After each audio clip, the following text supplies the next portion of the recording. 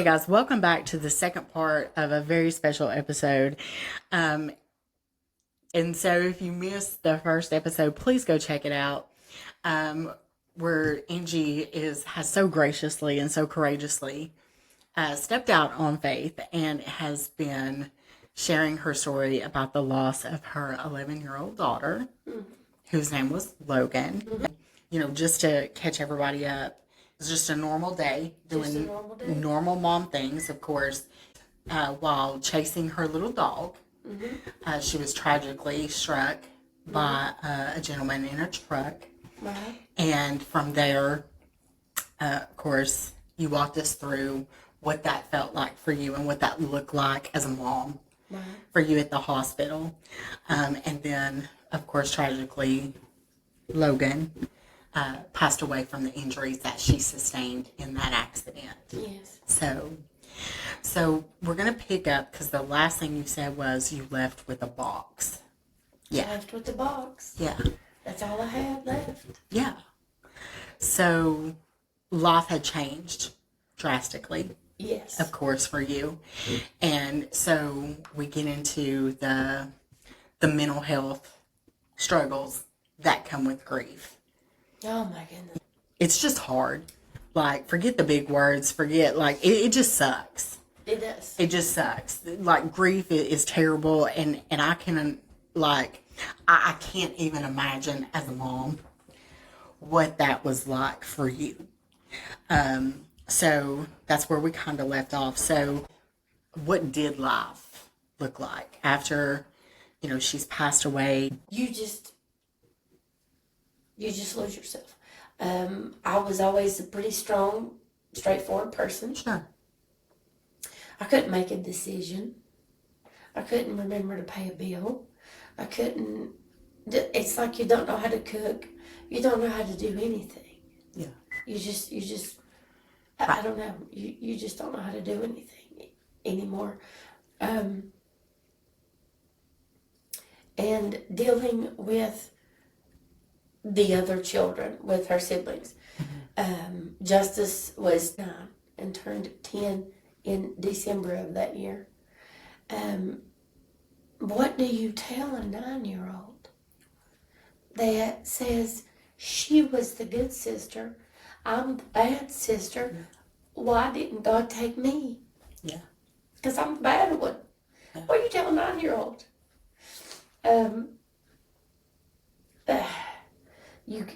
You go home, you have to, the funeral home's calling you, you have to make all these decisions. You don't know what you're doing.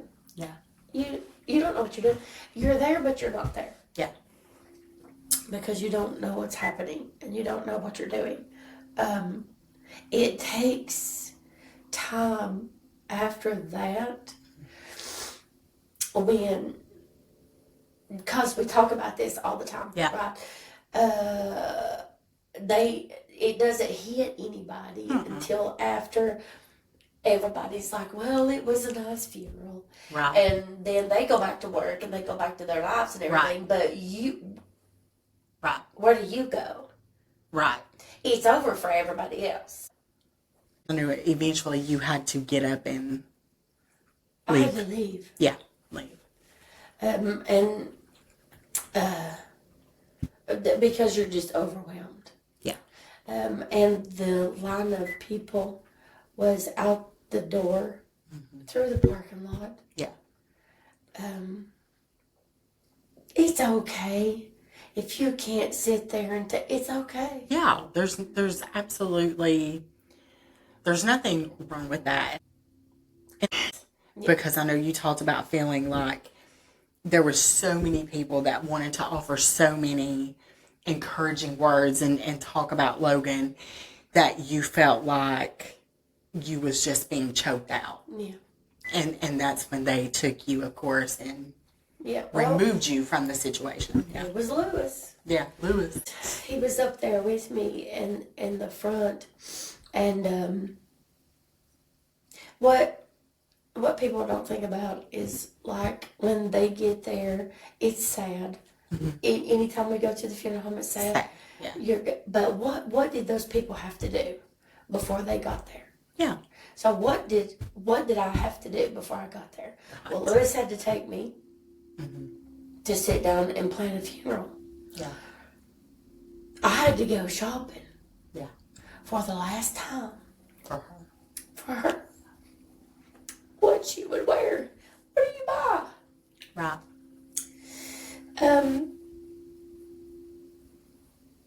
And the little blue jacket, she was so plain. She was just a little country. She's just a simple little country girl. She was just a simple little plain country bumpkin. The plain little blue jacket that I bought one that matched hers. And I kept mine. But you go shopping for the last time. Yeah. You do these things for the last time.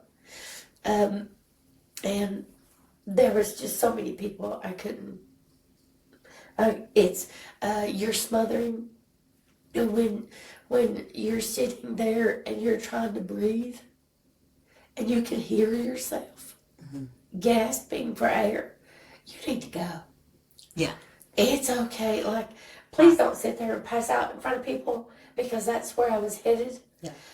Because I barely made it out. I looked at Lewis. He said out. He said out, and I said out now. And he grabbed me and was pulling me. And as I was walking out, it was that's all I could hear. And I was going down. Yeah. I was going down. He jerked me but we were sparring partners, so we kind of up with each other. He jerked me up, jerked me around the corner, kicked the door open, and slung me in there before I went down in front of people. Yeah. He knew that I didn't want to do that. Yeah. Right. Well, there's no wrong way. There's just no wrong way to do it. I'm sorry, and for those people that, because it's like in the South, it's a funeral is a gossip fest a lot of times. That's what it is, and it's like, you don't have to like the way that the family handles it. It ain't about you. It's about them. That's right. And it's about them navigating life without this integral part of their family that is no longer and trying going to be figure there. Out, yeah. How do I have a funeral for her? Well, how do you do that? Right. You've had the funeral, you've did the burial, and now comes that harsh reality of life, and that starts to set in. Yes, because you're going to learn all that, right? Yeah. People are coming to your house in droves.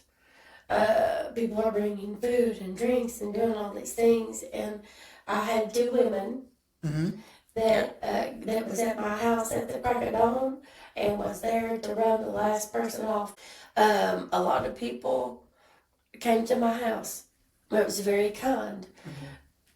I wasn't you didn't want to talk to me. Right. They didn't really want to see me. And you really don't want to talk to somebody in that situation. Yeah. I don't want to see that. It just to hear it breaks my heart so bad. Yeah.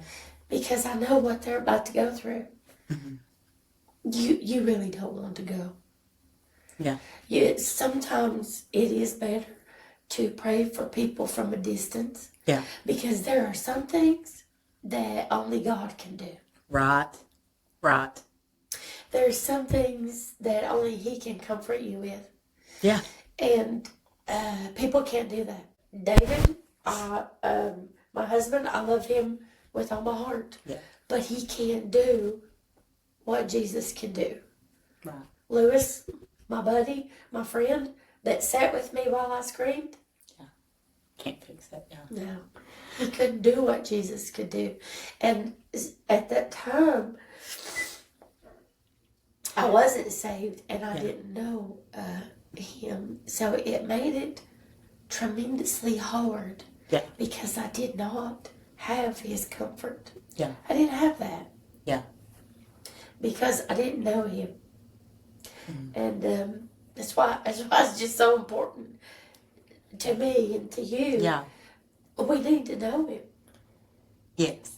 because we don't know what we're going to face in our life, and the only way that I could get comfort was just in literal, just violence. Because you're so angry. Yeah. Back to when we met. Yeah. We were angry. Ready to just, We could have fought. We could have. In the church, out the door, in the parking lot. We could have. Till we was tired and got up and been like, well, I'll do that again tomorrow. High five. Right. Yeah. Because sometimes that's all you want to do. Just fight. Yeah. Because you're so angry. Yeah. And it has to come out. If we keep it in, it'll kill us. Yeah. It's a disease. It has to come out. I told the church one time we had it was a recovery place. Yeah. They was at the church. They come to sing and give testimonies and stuff. And it was on Mother's Day. Yeah. Actually. Uh-huh. What a coincidence. It was on Mother's Day. And they asked all of the moms to come in. Some of us was in the back doing the, getting the food ready and stuff. Yeah. And they asked the moms to come up, and how they would have us to sing and stuff, And some of the moms gave, thanks and testimony and stuff. And it was in that moment, like, it hit me. Like, I've never been addicted to drugs. Right. I've never been addicted to alcohol. Right. But I've been addicted to anger. Yeah. And it'll about kill you. It'll take you out. Yeah. It just takes over. It exhausts you. God. When the rage, because that was something that I was very much addicted to, and when that rage, when it's over and you come down from that adrenaline rush, you're wiped out. You're wiped out. And in those moments of rage, you're capable of doing anything. Which I did. Yeah. I did several times. As you're trying to move forward with your life, David's trying to go back to work. The kids are wanting to go back to school to get some kind of normal things and stuff. Except for little Noelle. She was in 2nd grade. She wouldn't go.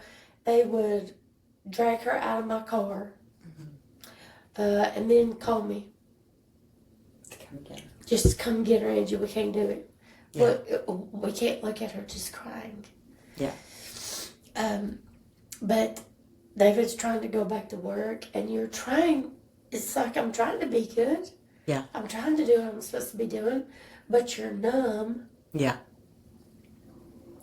Your heart is shattered, and you feel dead. You're just dead. And I was so angry, and you don't want to talk to a therapist because he's going to lock me up. Yeah. I'm going to flip over his little desk, his little table, probably throw a chair at him when he tells me, here, you can take this medicine and it'll go away. No, it's not going to go away. Right. She was real. Yeah. She was here. Yeah. You can't change that. No. You can't downplay that. You can't soften that. Right. She's gone. It's cut off. Yeah. You are cut off. Yeah. From your child. Yeah. You said something the other day when you called and asked me to do this. You was talking about that, and you said something that was so, I was like, oh, man. Because you said, I needed to feel those emotions versus give me something for my nerves. Give me, whether that be from a clinician or if that had been alcohol or drugs or whatever. You said, I needed to feel, I wanted to feel. I had to. Yeah. Because she was mine. Yeah.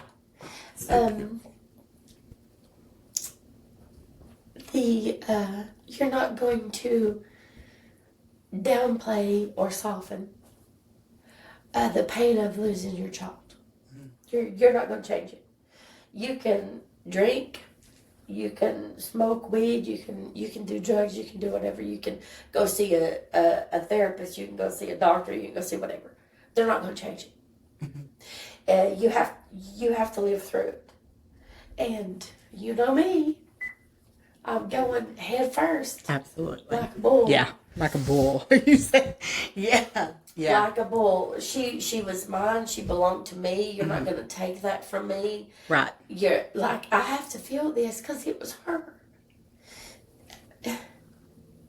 Well, and I think that that's where her voice is found, right? Because had you not felt, and if you didn't continue to obviously feel those emotions over and over, it gives her a voice through you that says, you know, hey, my name was Logan, and I was real, like you said. I lived on this earth, and I, you know, snuck food to kids at school, and, you know, I did those things. She played basketball. Yeah. She's very sporty. Baseball. Very sporty. She loved to watch her brother play football. Yeah.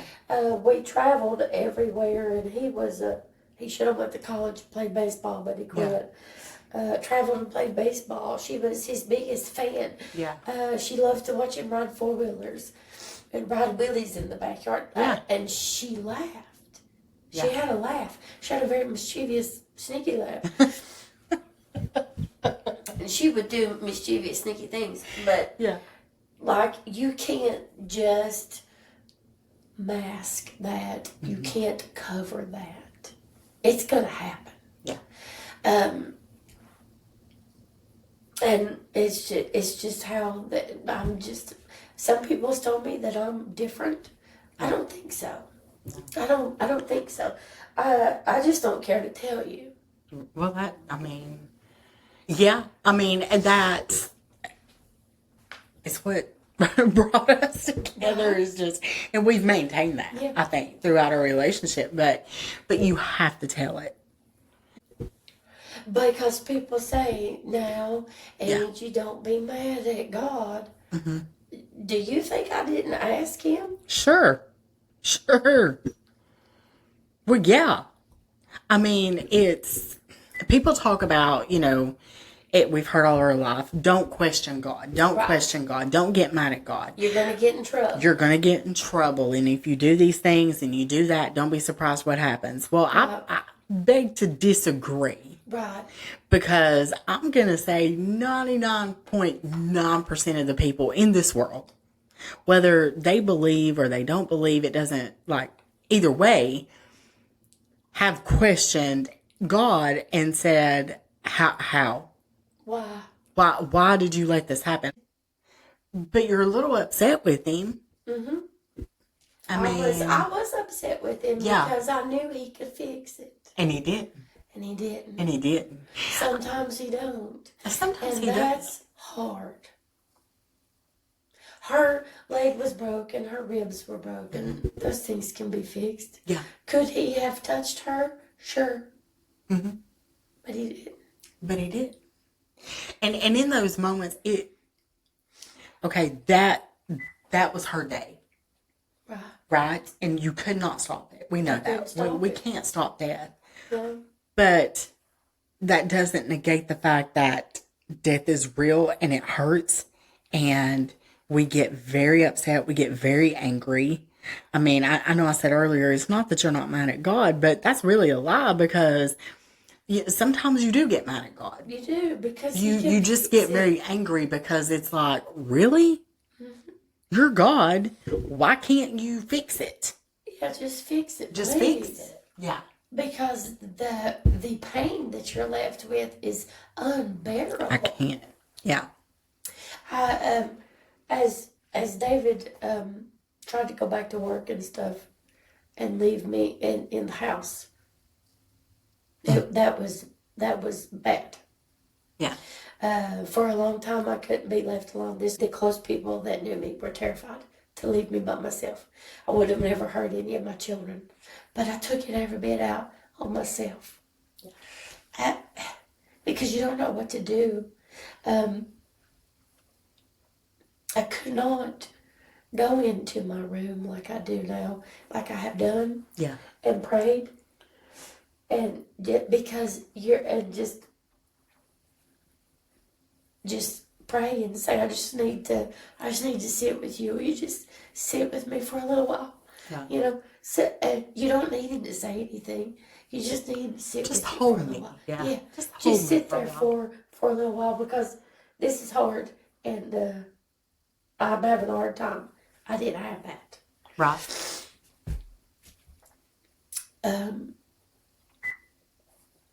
But it's going to come out.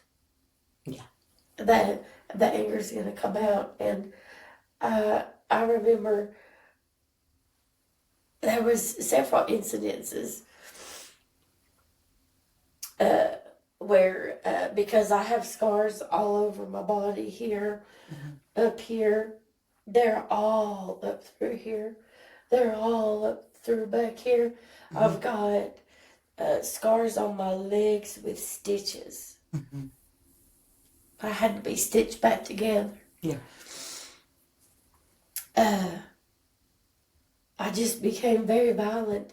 I cut myself all to pieces because that was the only way that I could get it out. Yeah. I remember David going to mow, and I had boards that was fixed by Logan's aunt. Boards that were set up at the funeral home, little pictures of her everywhere, you know. And I had the boards. They wanted to take the boards, but they was afraid to take them from me. So David goes to mow, and I'm left alone. And I'm in the closet, in the floor, with the boards. Because you're just miserable. Oh God, you're so miserable. And I got up, and my bedroom door was shut. And I got up, and you're just so angry. I just screamed. You just scream, and you're just shaking all over. And my right foot, I just threw a big kick, boom, and it went plumb through the door. And my foot hit the floor on the other side. And there I was. I stuck. Yeah. In the door. I tried to back my leg out of the door, and the door went into my leg. I busted windows out of the house. Lois came fix the window. And that's when he called my dad. Yeah. And anybody that knew my dad, when he called you and he said he was coming, you didn't want that. Right. You wanted anything in the world but that. You know. Right. But he blessed me out. He told me he was disappointed in me and it killed me. He's disappointed. And I said, what? But Daddy, I'm trying. He said, no, you ain't. He said, because I don't care what you're going through, you still got a job and you better do it or I'm coming. And he was right. Yeah. You know, he was right. The neighbors had been up there. They would hear me scream all through the night. It was horrible. I was in the closet with her pictures again. And I don't remember, but I went into the kitchen and got a knife, and I don't remember doing it. Yeah. I went in there and got a knife, came back, and I was just sitting in there looking at her pictures. And I cut myself all to pieces. And if I would have killed myself in that moment, I wouldn't honestly have meant to. Right. You were, because it's self-harm, and it's to get that release. It's a rage. It's a rage, it's a release, it's so many. And I had a scoot on my butt because when I would stand up, my right leg, you could put your whole hand in it. It would just gape open. My arms, that's where all these, it was wet. I was wet. The pants were ripped, shredded. There was 2 cuts over here and a gash I could put my hand in right there. And I called her and said, you got to come and get me. I need some stitches, just like that. She said, what'd you do? And I said, I made a mess. Yeah. So her and her husband comes over there, and her husband had to pick me up. Right. He picked me up, and he carried me to her minivan and put me in the car. She had to call David, and she said, I've got her in the car, and she said she did it this time. Yeah. And he said, do whatever you got to do, but don't want to take her. Right. Because what I didn't understand is that they would take me and put me somewhere, and then they would give me medication. Yeah. And that's what I didn't want. Right. Because you can't breathe, and you have to get it out, and you don't know how to get it out. And what do? Yeah. This is new for me. I don't have a book on it. I can't tell other people how to do it. Right. There's no rules. No 10 steps. No. That doesn't exist. No. And even with the stages of grief, they're not like, they don't go in order. No. They jump around, and you could be in denial one day and anger the next and acceptance the other. And then the next day you're right back to denial. And you deal with that for the rest of your life. For the rest of your life. For like with grief, you deal with that. And you just learn how you learn coping skills is the word I'm looking for. And so you found the coping skill for all. You meet this lady, she invites you to the church that I was going to at the time. Right. And to come and kind of do some self-defense with women. Right? Let me just say, I started, or the first Sunday that I came because the lady that invited me to come and teach the self-defense class. Yeah. After a little while, she started like, well, why don't you come church with us Sunday? Why don't you come to church with us Sunday? So she got on my nerves so bad, I was finally like, okay, I'll come and fill me like, so then you go, and then Christmas rolls around. Yes. And there was a play where his daughter passed away. Yeah. Was it Jairus' daughter? Yeah.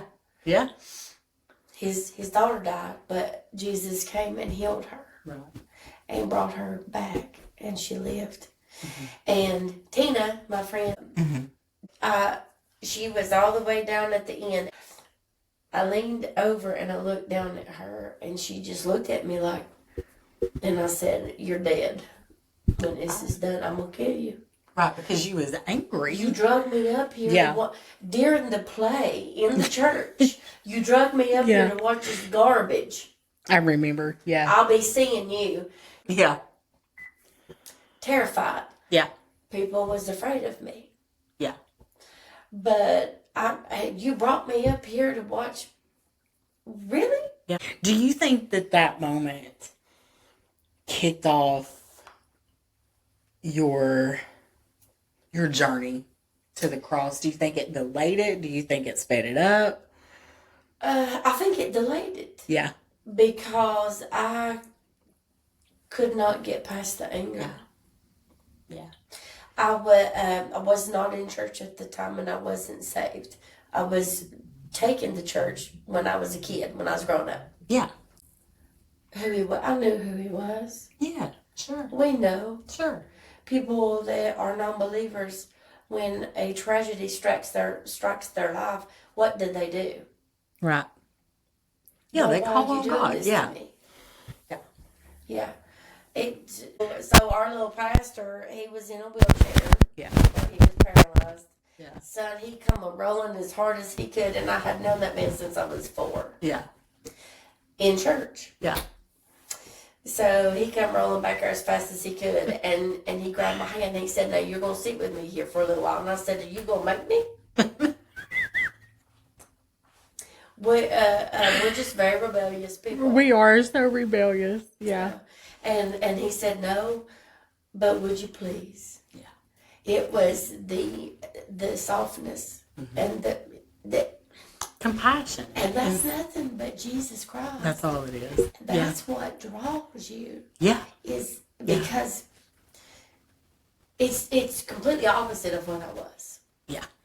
Completely opposite. So you continue to come, and we at that church we did counseling on Monday nights. Yeah.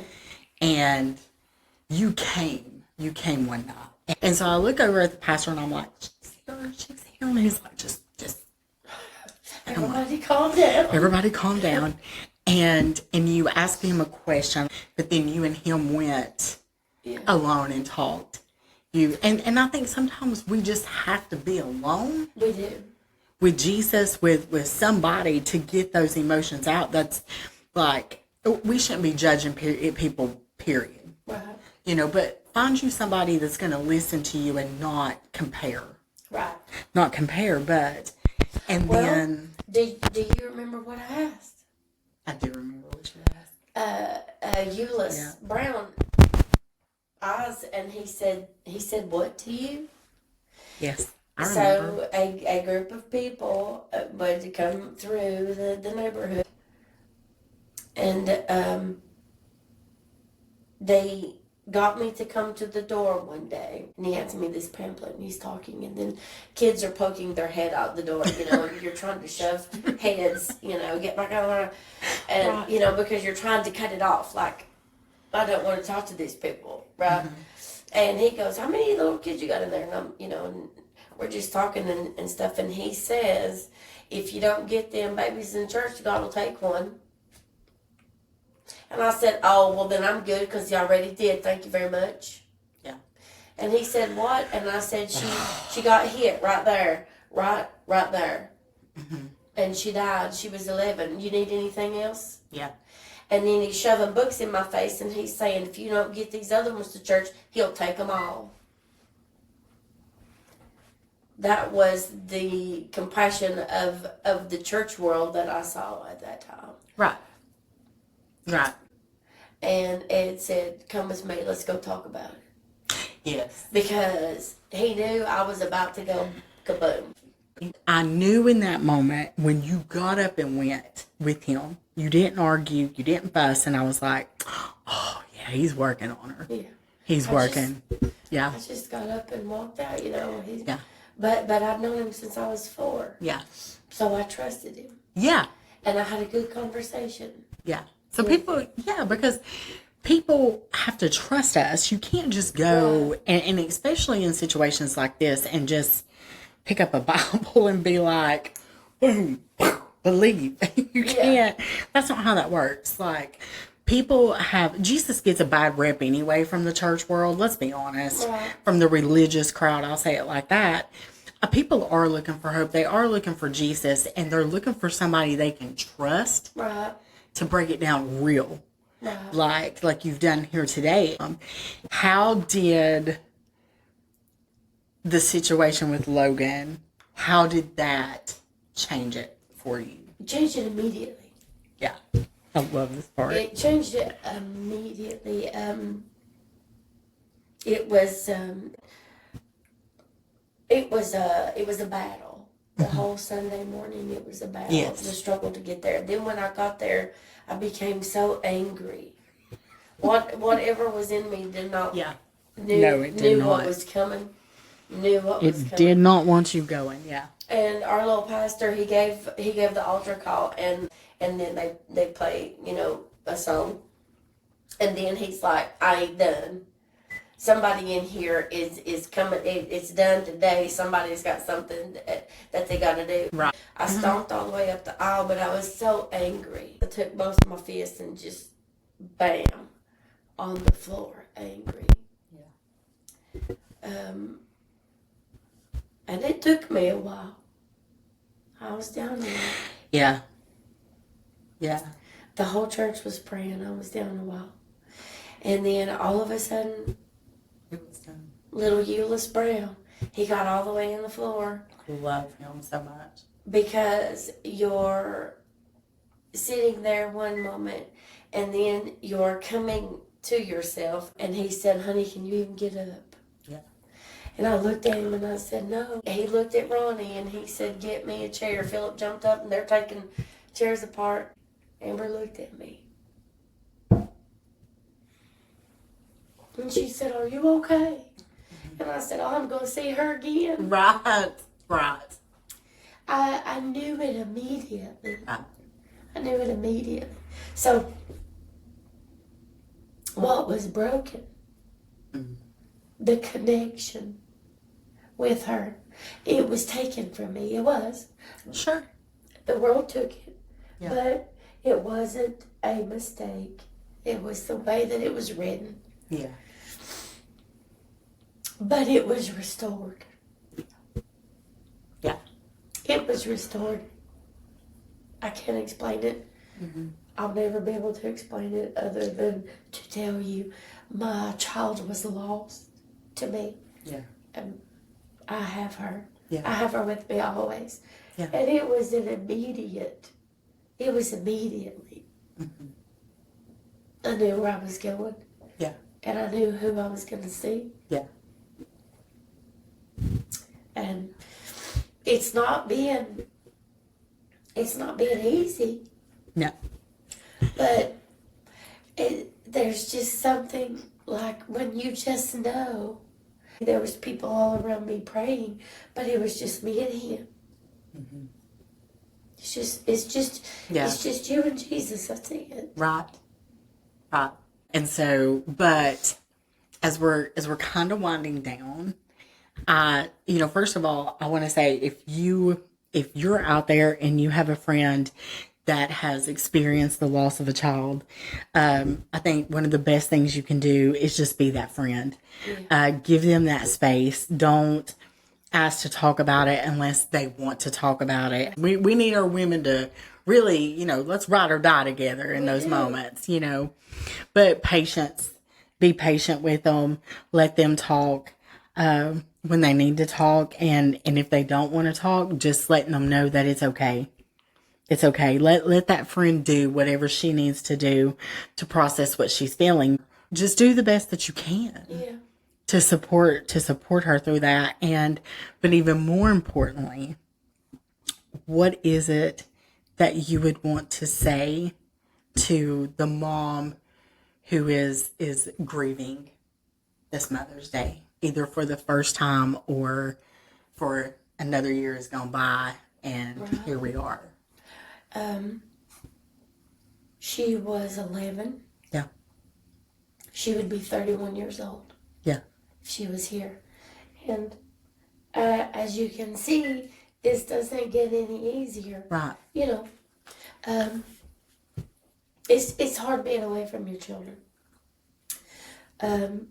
Even though I know exactly where she is. I know she's perfect. Sure. She doesn't need me. Sure. She doesn't need anything. Right. But you still miss them. Mm-hmm. You still miss them doing the things that you expected them to do. Yeah. But I've told two people in my life over the last couple of years. My nephew died. Mm-hmm. He was shot and killed.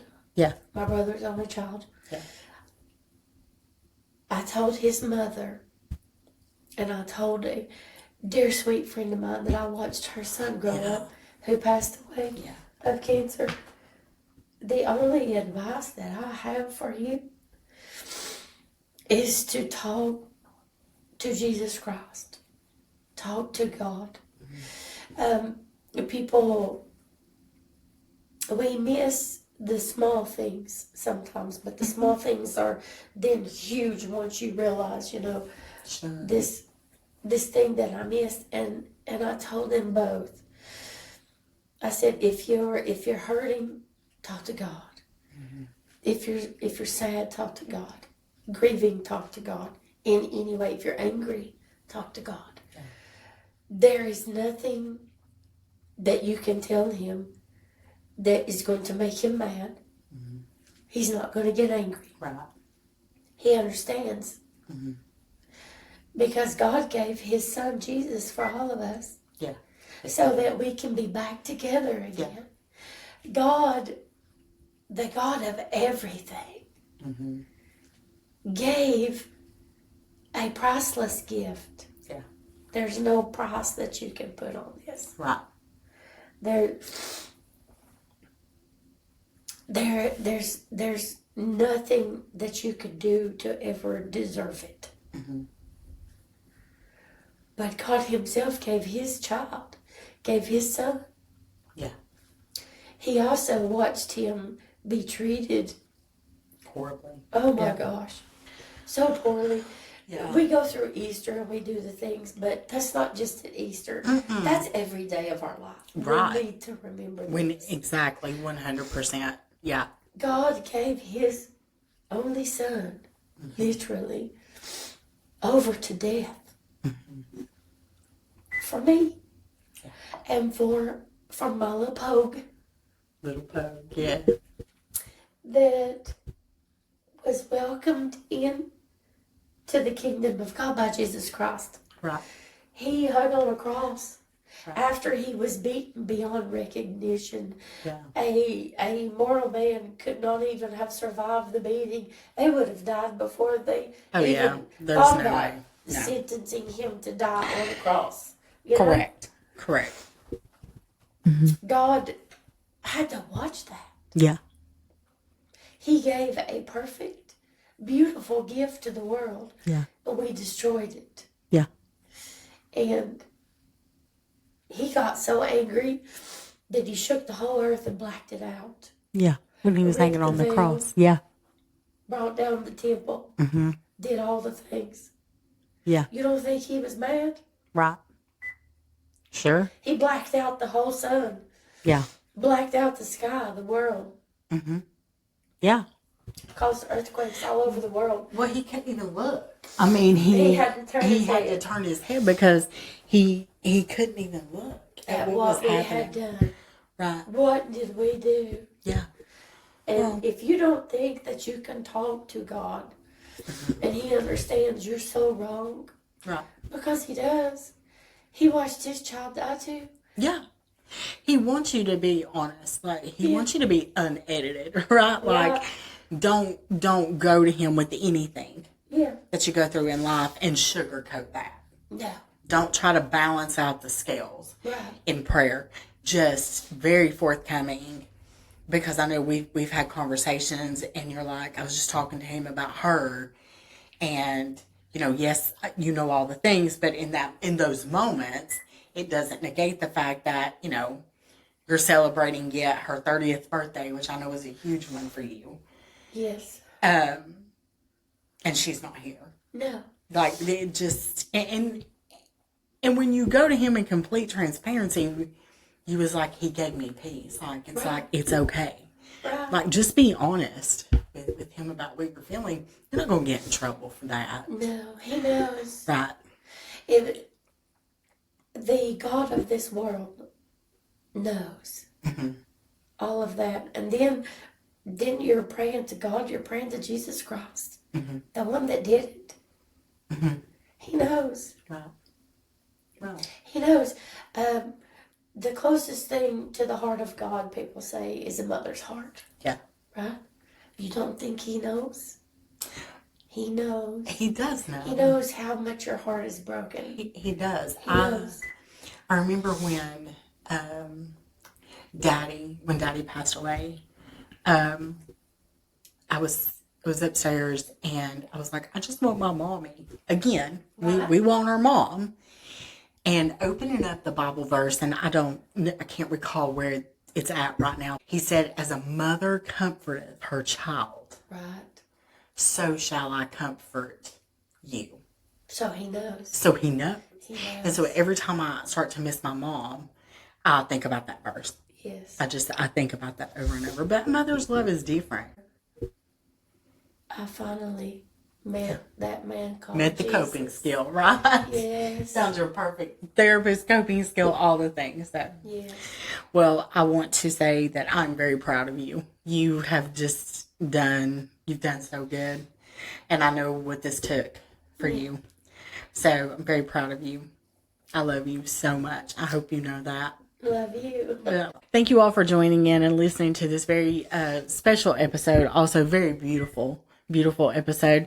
Join us next week as I introduce you to the woman that raised me and made me who I am today. So you can blame her. So we're going to be talking about my mom next week, and I would love for you to join in and listen. And as I talk about all the things that she taught me about being a true woman of God.